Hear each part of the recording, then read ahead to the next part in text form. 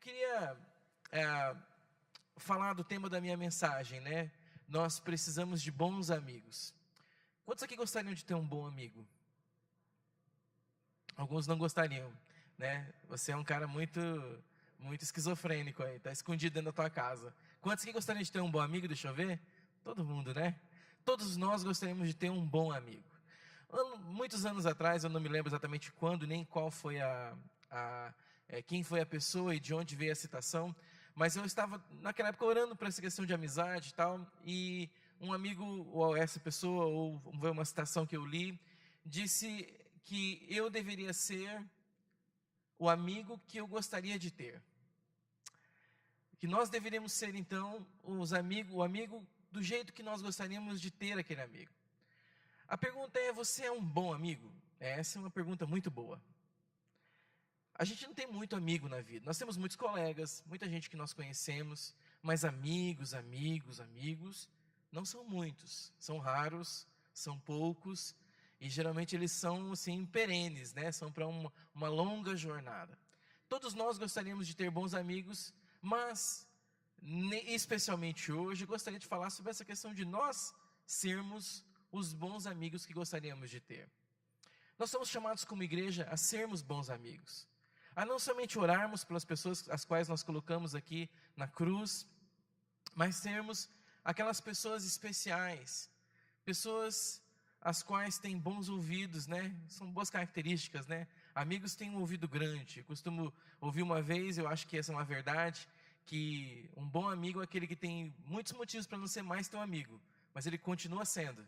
Então esse é um bom amigo, né? É o cara que te conhece, o cara que sabe do jeito que você está andando, o jeito que você baixou o olho, já sabe que você não está bem. É aquela pessoa que de longe parece que está perto, e quando está perto parece estar mais perto ainda.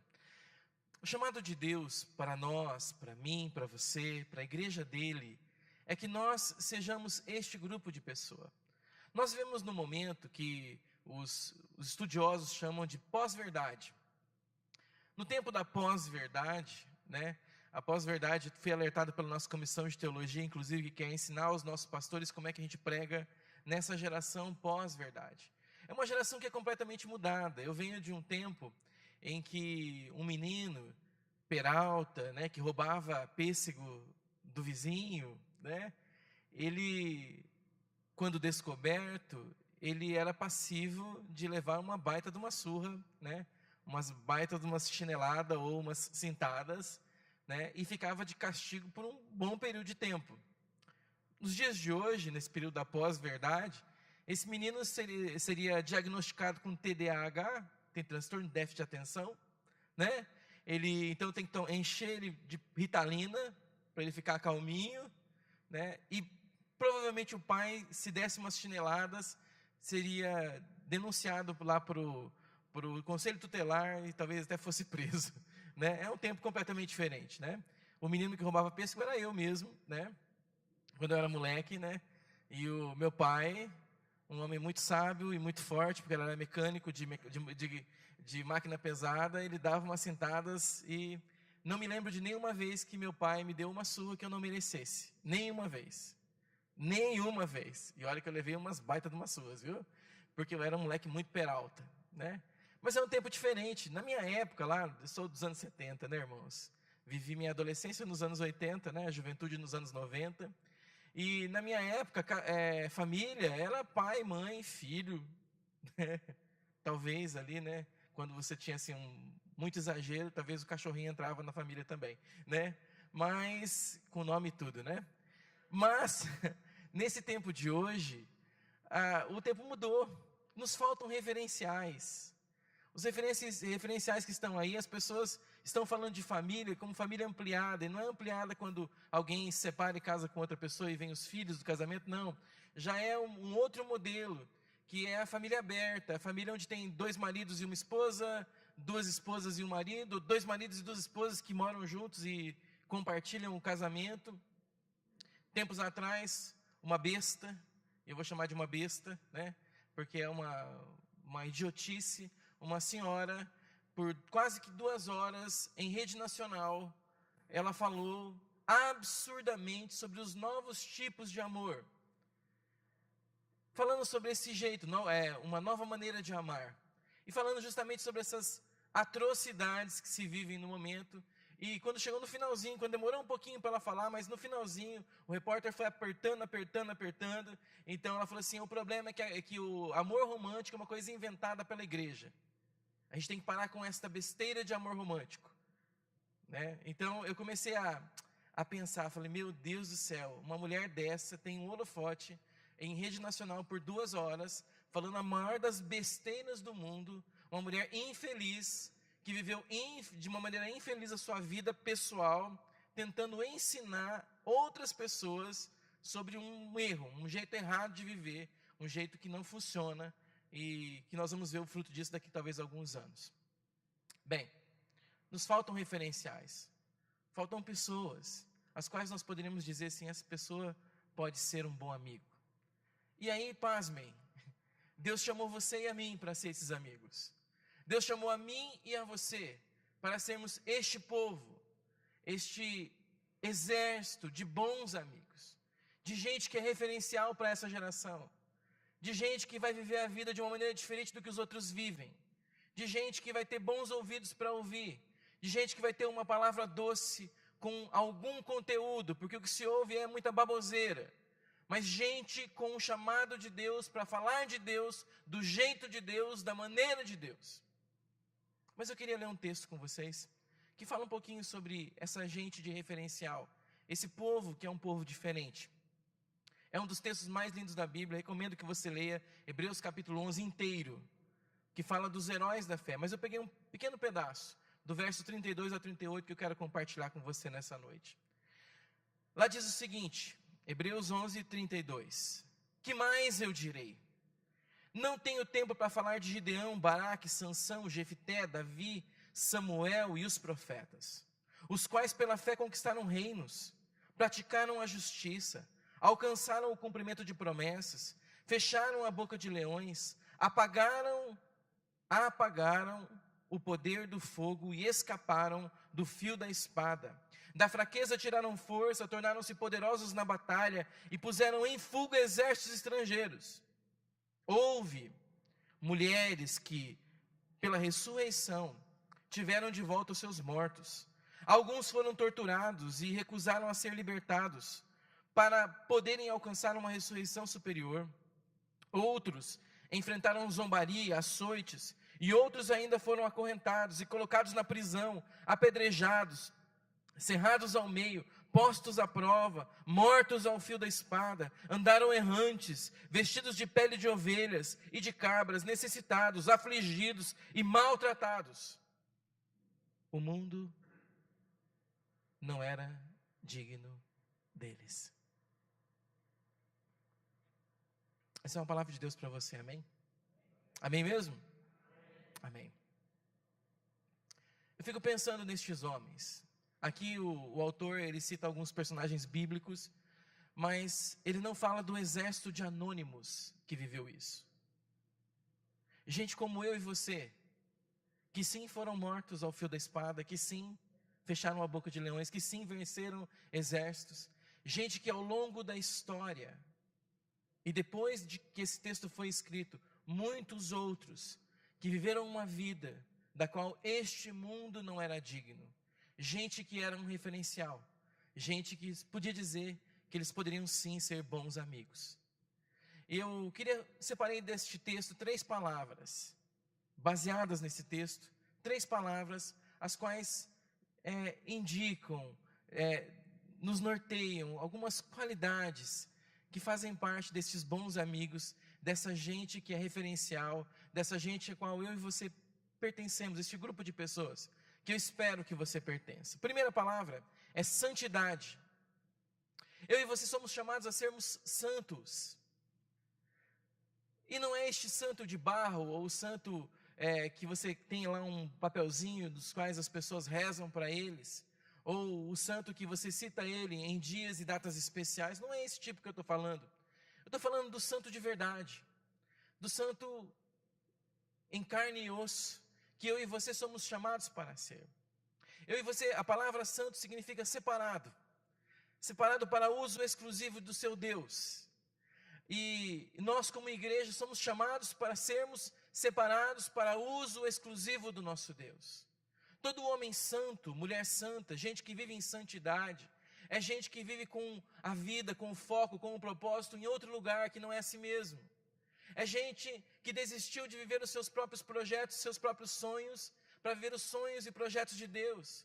Gente que talvez tinha muita coisa e colocou tudo isso na mão do Senhor, e gente que não tinha nada e que deitou no altar, porque era a única coisa que você tinha, era você mesmo. Gente que tem um antes e um depois. Qual que é o problema, irmãos? É que nós vemos no momento da história, onde mesmo dentro da igreja, nós não encontramos santidade, não encontramos gente separada para Deus, encontramos gente que vive a igreja como uma grande moda. É muito legal, estamos aqui numa igreja maravilhosa, um templo lindo, dos mais lindos que nós temos na nossa denominação, cadeiras confortáveis, ar-condicionado, telão, projetor, movie, tem tudo, som de primeira qualidade, bons pastores que pastoreiam, que cuidam de vocês. E aí, irmãos, nós não vivemos de maneira santa, porque é moda, às vezes é modinha. A gente está lá, é legal, grupo social e tal, mas na nossa vida entre domingos, a nossa vida está diluída. No entre domingos não fazemos absolutamente nenhuma diferença para o povo do mundo. Vivemos dizendo que somos igreja, mas não somos igreja. Estes homens dos quais nós lemos lá em Hebreus 11, era gente que não era igreja de templo, não era igreja de se reunir para a gente comer churrasco junto e dar risada. Era gente que estava vivendo ao fio da espada, gente vivendo os riscos de ser um homem de Deus e uma mulher de Deus. Gente que vivia o risco de ser de fato maltratado, de ser excluído, de ser expulso dos lugares, mas que decidiu entregar sua vida completamente a Deus e ver os seus milagres. Deus chamou você. Deus chamou você para ser um santo, para viver em santidade, para ser diferente, para consagrar toda a tua vida no altar do Senhor.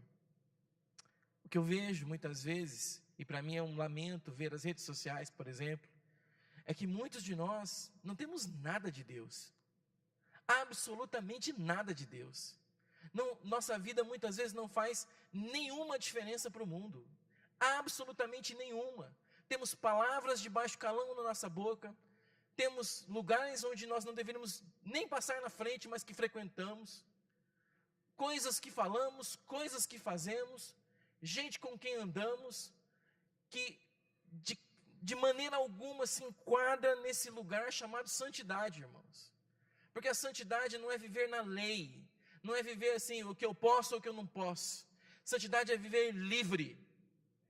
Livre para estar no altar. Livre para apontar para Cristo com toda a nossa vida. Livre para inclusive ficar mais pobre, perder o nosso emprego, perder as coisas que o mundo aí tem e oferece. Mas muitos de nós aproveitamos da liberdade e estragamos a nossa vida e deixamos de ser vasos separados para Deus, para o uso dele. Se nós queremos ser uma referência, queremos ser bons amigos, precisamos necessariamente ser santos. Ser gente que se dedica à palavra de Deus, ser gente que vive a vida num tom diferente do que este mundo vive. Ser santo não é para todas as pessoas. Ser santo é um privilégio, como diz lá em João, no capítulo 1, no verso 12, que diz assim: contudo, aos que o receberam, a Jesus, aos que creram em seu nome, deu-lhes o direito de se tornarem filhos de Deus, os quais não nasceram por descendência natural, nem pela vontade da carne, nem pela vontade de algum homem, mas que nasceram de Deus. Isso quer dizer o quê? Que não somos todos nós que somos filhos de Deus. Os filhos de Deus são aqueles que um dia o receberam, que um dia creram nele, e que vivem a sua vida para ele, por ele, nele.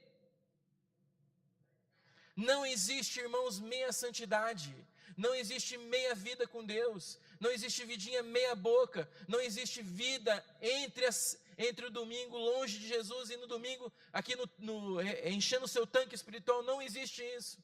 Gente que vive a vida pela metade está fadado ao inferno. É para este lugar que vão aqueles que vivem pela metade com Deus.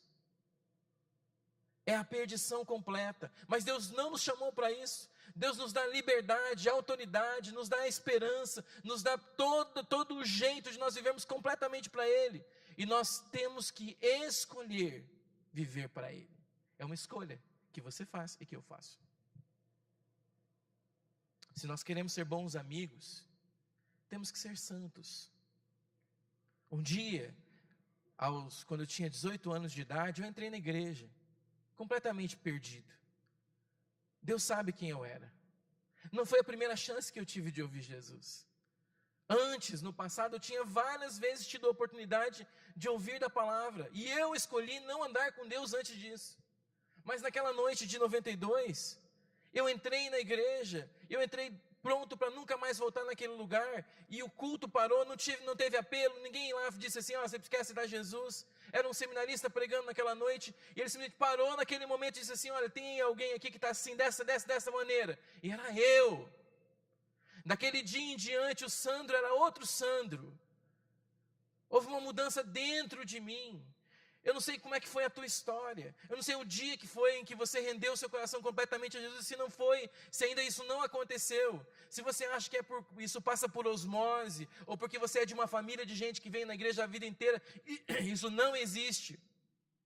Você foi chamado por Deus para escolhê-lo. E tem que ter um antes e um depois. Você não pode ver uma vida escondida atrás de suas senhas no computador, no seu celular. Perdão. Eu e você não podemos viver uma vida escondida. Irmãos, preste bem atenção, eu tenho falado com alguns jovens. Uma vida escondida não é uma vida inócua. Tudo que você faz que ninguém vê, que teoricamente você acha que não afeta ninguém, isso está afetando os céus, afetando o reino de Deus, afetando os amigos os quais você deveria ter e ser um bom amigo.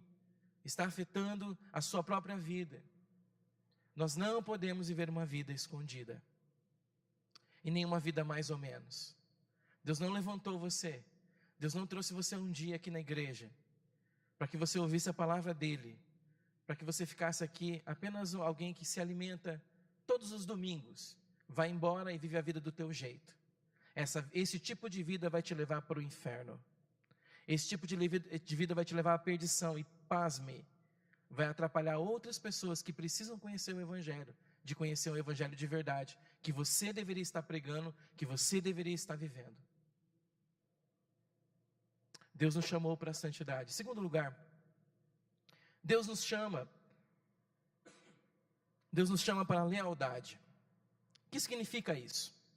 Eu estava falando sobre lealdade, e esse é um tema que tem me apaixonado, a lealdade.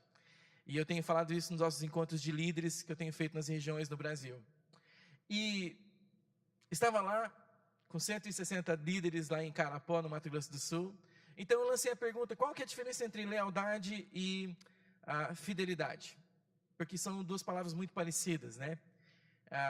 Então ficou todo mundo, né, o pessoal perguntando, mas uma menininha de 12 anos de idade estava sentada do meu ladinho aqui, a Anne, uma fofa.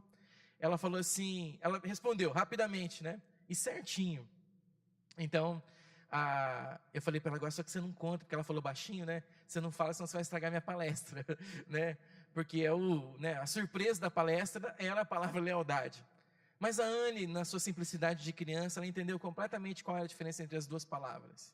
Quando se fala de fidelidade, se fala de não traição, se fala de você seguir um referencial, mas a lealdade é diferente. A lealdade é quando você não pula do barco quando as coisas estão dando errado. Lealdade é você dizer que fica quando você tem todos os motivos para ir embora. Nós vivemos um tempo, irmãos, em que as pessoas lá fora procuram gente leal. Procura gente que não pula do barco quando você tem todo motivo para pular do barco. Gente que não acaba o casamento porque definiu que ia ficar até o fim e vai ficar até o fim. Gente que não desiste dos filhos. Gente que não desiste dos amigos. Gente que fica um pouquinho mais quando todo mundo quer ir embora. Lealdade tem a ver com isso. E veja o que diz lá em Hebreus capítulo 11, verso 35. O mundo não era digno deles. Se o texto fosse até ali o meio dele, né, estava tudo bem, né? Fecharam a boca de leão, venceram exércitos, né, estrangeiros, tá tudo ótimo. Mas daí ele faz uma virada, o texto. Aí ele começa a falar desse grupo de pessoas aí que foram torturados, que recusaram-se a serem soltos, que foram maltratados, que foram afligidos, que viveram com pele de ovelha, que ficaram mais pobres porque andaram com Deus, que viveram errantes, que foram mortos ao fio da espada, que foram cerrados ao meio. Nós vivemos um momento, irmãos, em que eu acho que a gente não tem muito crente desse jeito, não. Eu acho que nos falta lealdade. Eu tenho ficado assustado com o nível, com a quantidade de casais que desistem de ser casados. Que qualquer coisinha que dá, qualquer piriri que dá, eu desisto, eu largo, eu abandono. Isso é uma tragédia. Isso é uma tragédia, irmãos. Você vai lá na frente do pastor, diante de Deus, das testemunhas, como é dito nos casamentos, você diz até que a morte nos separe. Mas quando o pau tora, quando o arranca-rabo acontece, quando as dificuldades chegam na casa, nós desistimos. Quando nós temos dificuldades de relacionamento na igreja, pulamos de igreja em igreja. Aqui em Londrina é uma beleza, porque nós temos muitas igrejas boas. Então basta o pastor dizer não para você, basta um líder te dar uma apertada, assim, pula, vai para outro lugar. Vai para a igreja tal, vamos para a bola, vamos para outro lugar. Molecada, né, moçadinha aí, a gente aperta, vai para a bola. Irmãos, eu dizer, eu não tenho nada contra a igreja Bola de Neve, os irmãos estão fazendo o trabalho deles de jeito sério, querem alcançar pessoas de um outro jeito, está tudo bem, mas a gente tem que parar com essa frescura, é frescura cristã. Nós não temos direito de ser fresco, irmãos. Nosso chamado em Deus é um chamado para não pularmos do barco quando todo mundo pula, para sermos leais, leais a Deus, leais aos nossos amigos, leais à fé cristã. Qual que é o problema? Que a gente não é leal, porque a gente não conhece o que a gente está falando. Não temos conhecimento da palavra, não queremos estudar mais. Tem um jeito de fazer EAD? Cristão, irmão, tem um EAD aí, é mais fácil o EAD. Não dá para a gente fazer um culto de casa? Não dá, não existe. Não existe, irmão. Preste atenção, não tem um jeito fácil. Você quer um jeito fácil? Quer um jeito fácil? Vai para a gandaia, vai para o mundo. Você vai se perder, vai se arrebentar.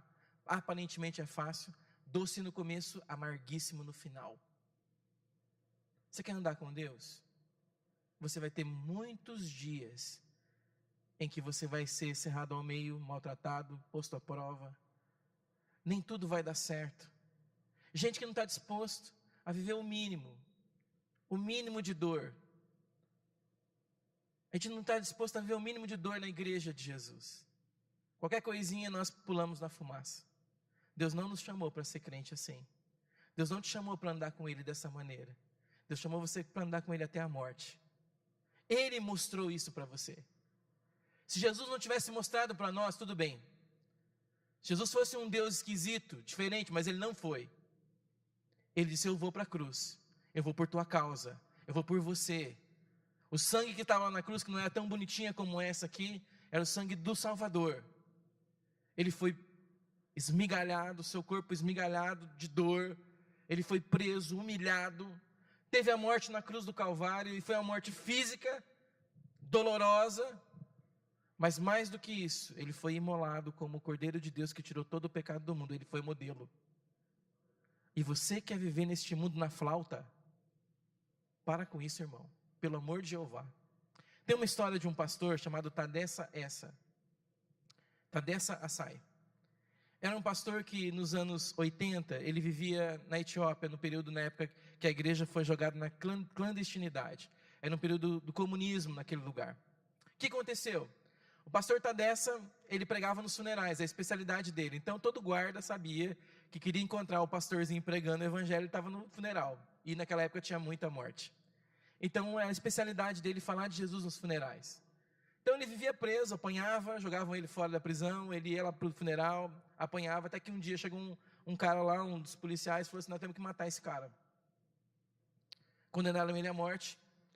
Não tinha, lógico, um jeito de matar mais fácil, né? Então fizeram o quê? Uma gambiarra no meio de uma praça pública, tiraram os fios do poste, amarraram numa árvore, enrolaram ele naqueles fios, então ele sentou naquilo como uma cadeira elétrica, colocaram lá uma chave improvisada, e quando ligaram a chave, acabou a energia da cidade inteira.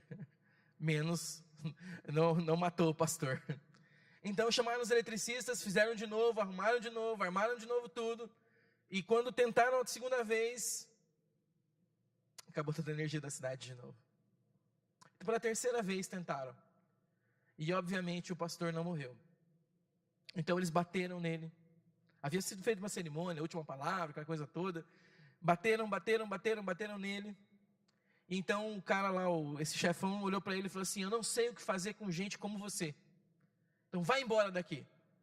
Então o pastor, todo arrebentado, todo machucado, está indo embora, subindo. Um repórter americano descendo no caminho para ir ver o evento, né, da morte do pastor.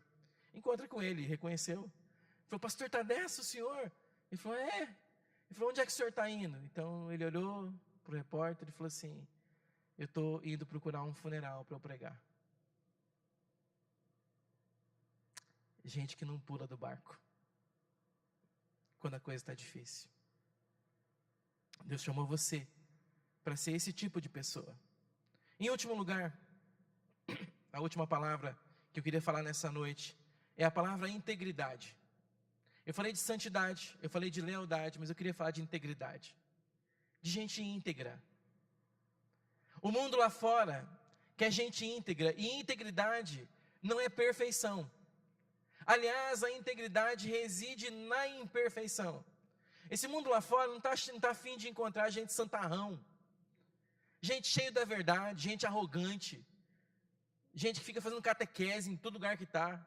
Esse mundo lá fora não está atrás desse grupo de pessoas, irmãos. O mundo lá fora é seus amigos, seus parentes, pessoas que você ama. Eles estão ansiosos por ver em você uma vida íntegra.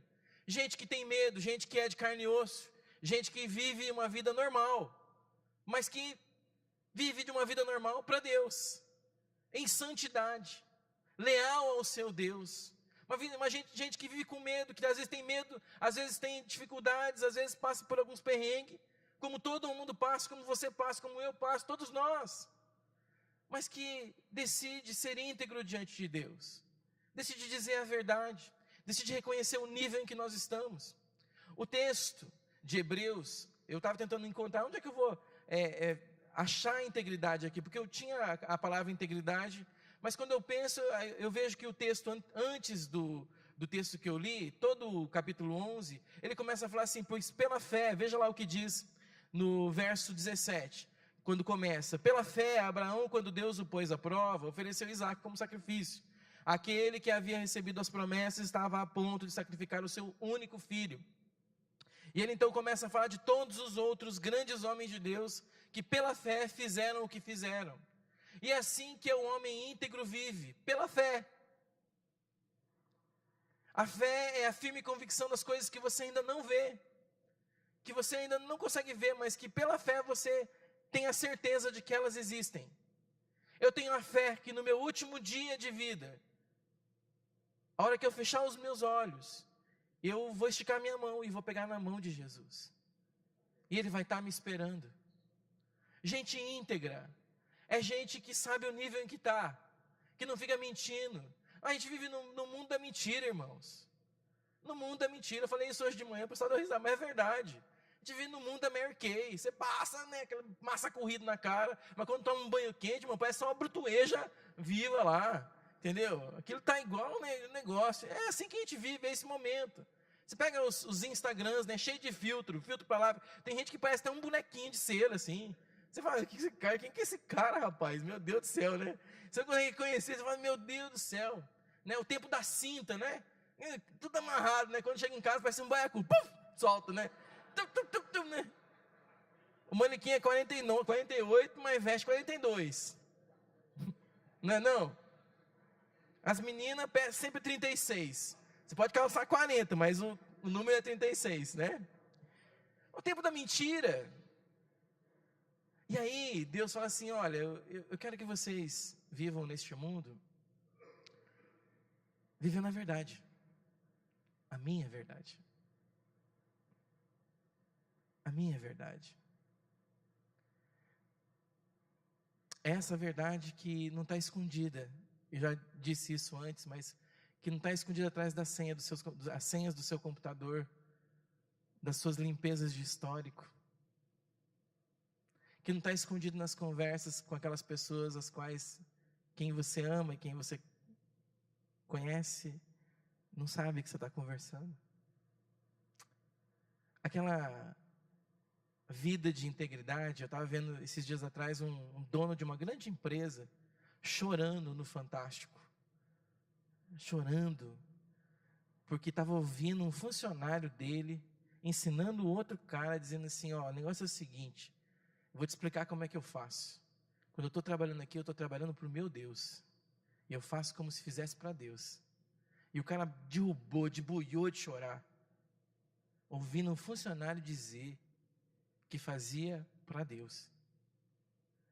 Este mundo lá fora anseia em ver gente assim, gente de carne e osso, gente que tem sonhos que não são realizados, gente que tem um nível que ainda não é o nível espiritual que você deveria estar, mas que você está perseguindo estar no outro nível. Gente que vem para a Santa Ceia e que deixa o pecado e fica com a ceia. Gente que quando o pastor manda fechar o olho, fecha o olho mesmo. E que não dobra o joelho só, dobra o coração. O mundo aí fora, irmãos, quer nos ver assim. Quer ver você e quer ver a mim assim.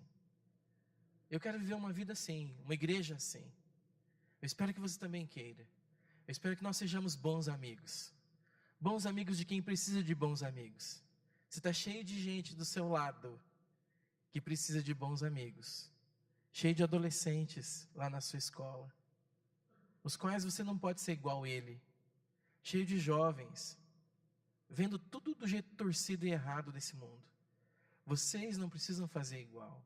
Cheio de famílias que tem um modelo completamente torcido e quebrado lá fora, mas que quer olhar para a tua casa e dizer assim: olha, eu vejo um negócio diferente quando eu entro aqui. Não é perfeito, mas é real. Deus está aqui. Isso é possível. Eu estou apostando minha vida nisso, irmãos. Toda a minha vida. E eu creio nesta vida que faz diferença.